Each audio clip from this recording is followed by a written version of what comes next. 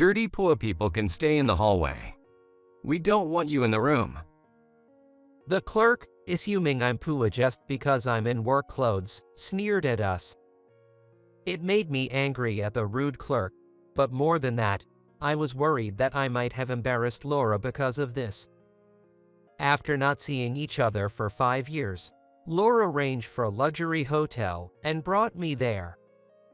I regretted not changing my clothes. But then, Laura burst out laughing, even louder than the clerk.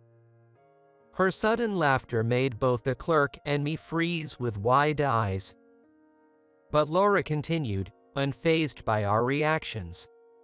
Oh, so this hotel picks customers based on their looks? That's a novel approach. Could you call the manager, please?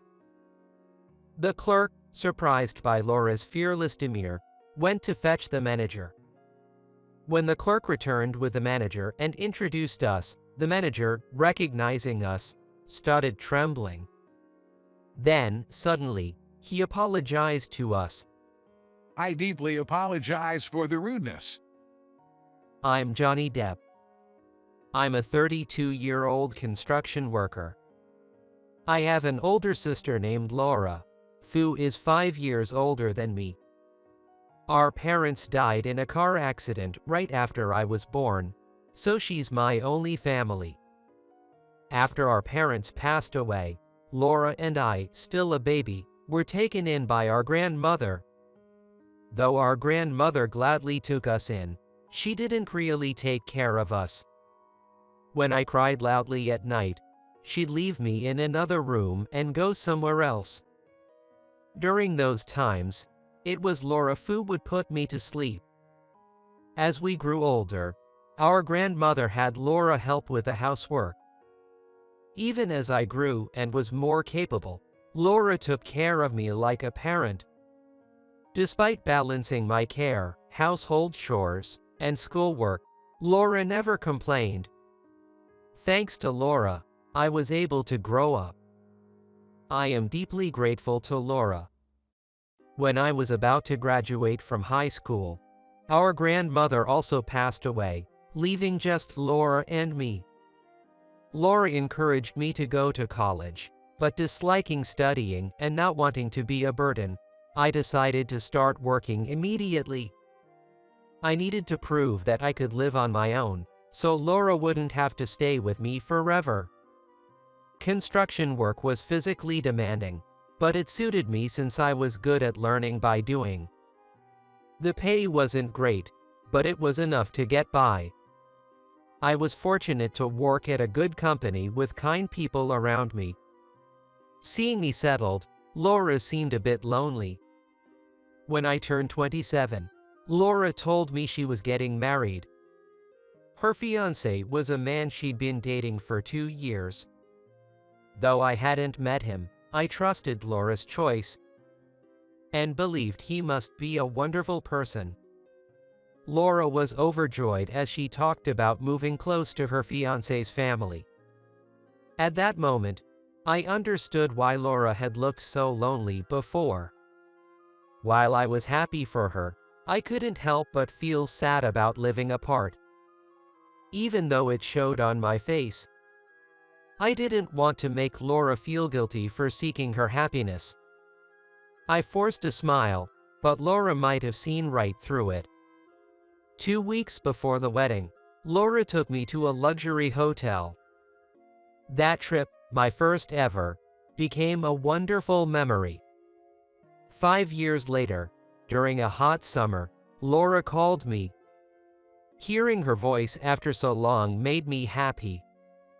Laura suggested we visit our parents' graves.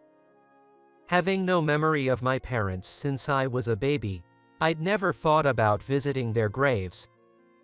But Laura spoke of our parents' kindness and wanted me to pay my respects. After visiting the graves, let's stay at the hotel we went to before the wedding. She remembered the luxury hotel from before her marriage. I also remembered how good the food was and how comfortable it felt. That hotel would be a nice place to relax and spend time with Laura. I'm going to end up going after work that day. Is that still okay with you? Unfortunately, I had work even during the summer break, so I had to go after work to match Laura's desired date. I thought it would be fine to go after work. On the day I was supposed to meet Laura, I headed to the hotel in my work clothes to make it on time. Not seeing Laura, I realized I had arrived a bit early. Today, we planned to visit the graves after checking in. Since I arrived early, I thought I might as well check in first, so I went to the front desk, where the clerk frowned. Thinking the clerk was rude, I started filling out the form. While I was writing, the clerk muttered something under his breath. Smelly. That one word made me realize my work clothes had an unpleasant smell. Feeling guilty, I apologized to the clerk. I came straight from work, so I must smell. I'm sorry. I apologized, but the clerk just held his nose without saying anything.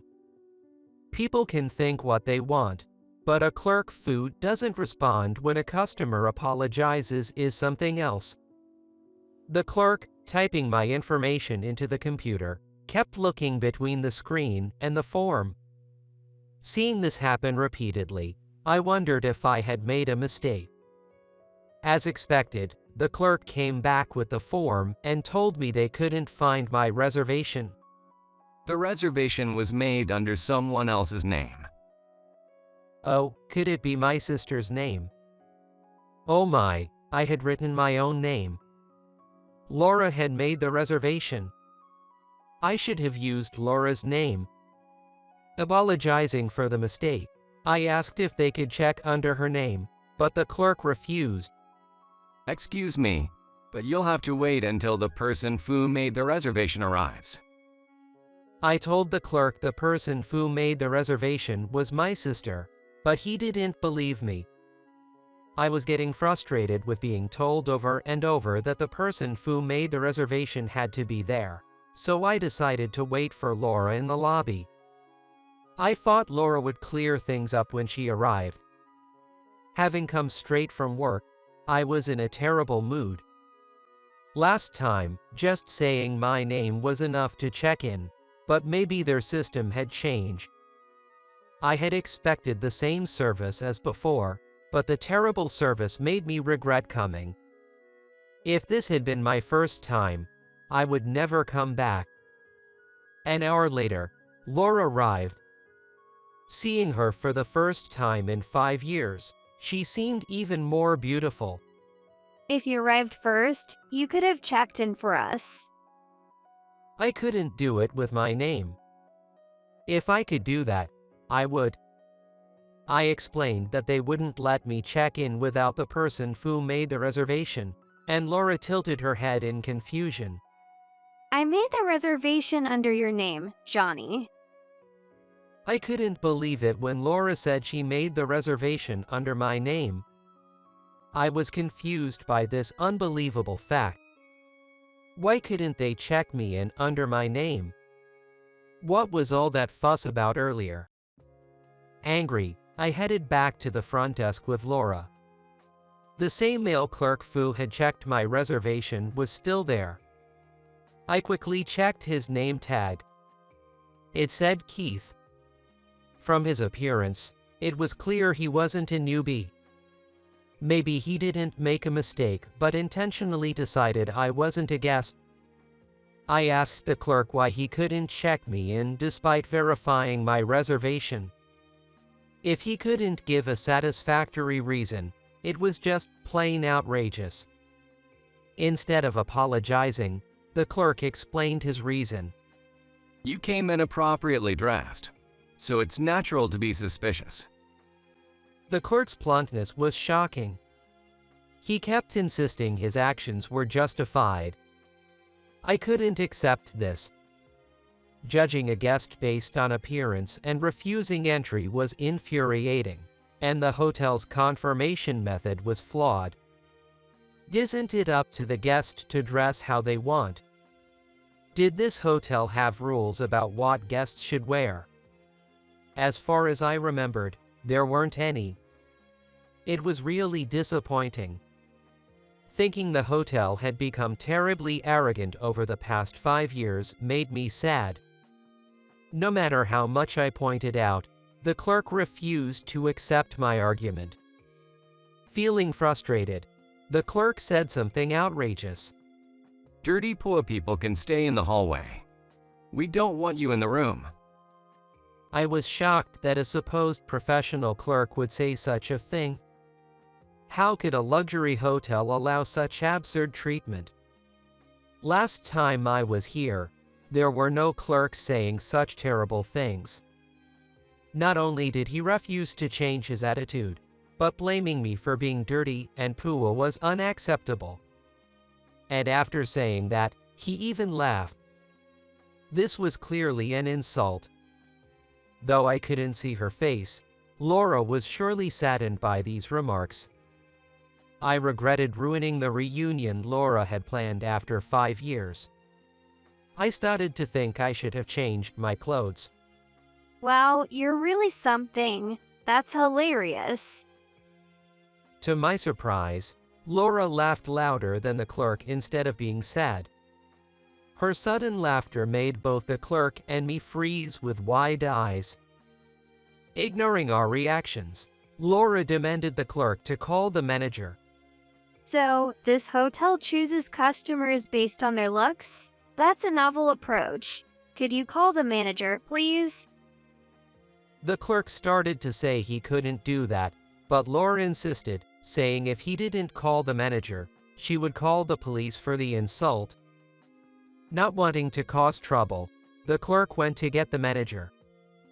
While the clerk was gone, Laura muttered softly. I won't forgive this. It was clear she was completely furious. I had only seen Laura this angry once before, and the memory still made me shiver. Then the manager appeared in front of us.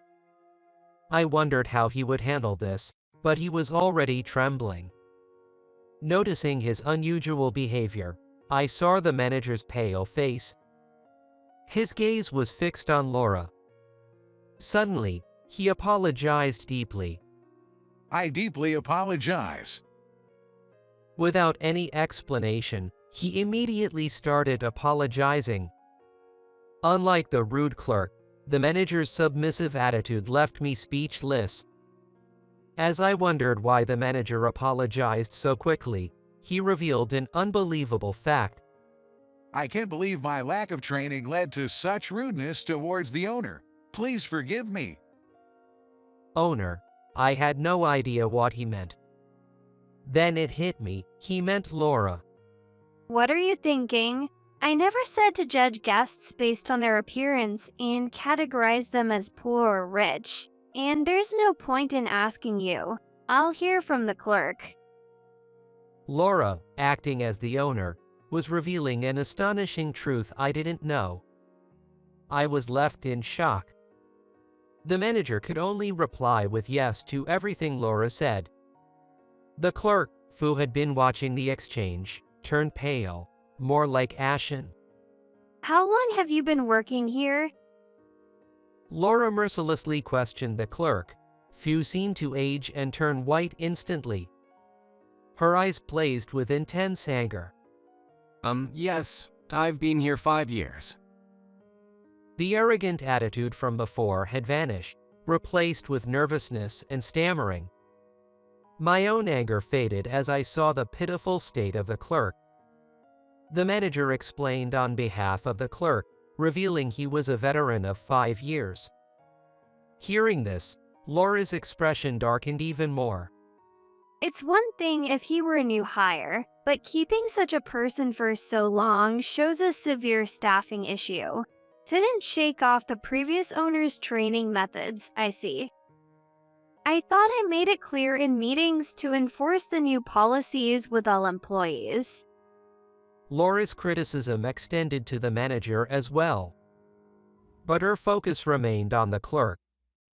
The manager tried to answer Laura's questions from the side. If someone had seen this scene without context, they would be completely confused about who was talking to whom. We've been continuing education, but it seems it hasn't fully taken root. Hearing this, Laura sighed deeply. I still couldn't accept that Laura was the owner of a luxury hotel. I thought it had to be some kind of joke. The Laura I knew was married and living as an ordinary housewife at her husband's family home. But then I noticed she didn't have a ring on her finger, shattering that illusion. I realized I needed to talk to her later. After that, Laura sternly reprimanded the clerk about how he treated me. My brother works hard in the field just like you. Who do you think you are to assume he's miserable and refuse him a room because you think he's poor? I've never heard of an hotel doing that. While Laura was right, it was uncomfortable to see both the veteran clerk and the manager kneeling and begging for forgiveness. It almost looked like Laura was bullying the employees. I worried this might be a compliance issue. The veteran clerk apologized to me, but seeing him being scolded by Laura was enough for me, so I didn't push further. However, my leniency seemed to anger Laura even more, and the clerk was suspended for a month. I wondered if I should have been harsher for his sake, but knowing how scary Laura could be when truly angry, I couldn't go further. Stand up for yourself. If you're working hard and someone complains, you should talk back. Laura's strong-willed nature is admirable, but she's terrifying when angry. I was reminded of her intimidating side. As an apology from the manager, we were upgraded to a higher classroom. The interior was slightly better, which made me happy. Just preparing a better room doesn't fix the issue. That's why guests leave. They haven't corrected these problems. Laura grumbled, clearly upset, but I pretended not to notice. I thought being a business owner must make you see the world more critically. It seemed tough. While I was grateful for the chance to relax for a day, I couldn't help but want to confirm something. I needed to know if Laura was truly the owner. I didn't know what had happened over the past 5 years. All I knew was she had been living at her husband's family home. After we settled into the room and had some small talk, I asked Laura what had happened. Laura explained that her husband's family was wealthy and involved in several businesses. Helping her husband, she discovered the joy of managing a business and started her own ventures. Her husband, having ample funds, let her do as she pleased, which delighted Laura. She first entered the hotel business. Using her experience as a part-time hotel worker, she bought a failing hotel, turned it around, and sold it for a profit. Her husband was pleased, but when Laura wanted to buy a luxury hotel in crisis, he opposed her risky approach. Their differing methods led to their separation and eventual divorce. It was a sad end to their marriage. I was moved by the hospitality we experienced last time. I couldn't let it disappear, but I realized the management was all about catering to the super rich, and I hated that approach. Laura said our previous visit had been a lucky exception. Maybe we should have just seen it as a stroke of luck to receive high-class hospitality. She then worked to change the management policy, now focusing on improving customer satisfaction. 5 years is enough time to change someone's circumstances. Laura got divorced and is continuing her business on her own. Her deftness amazes me.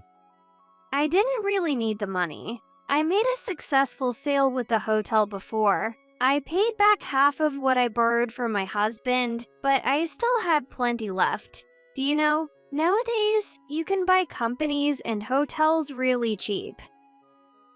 Laura spoke excitedly, but I was confused by what she was saying. It felt like she had moved much further away from where I was.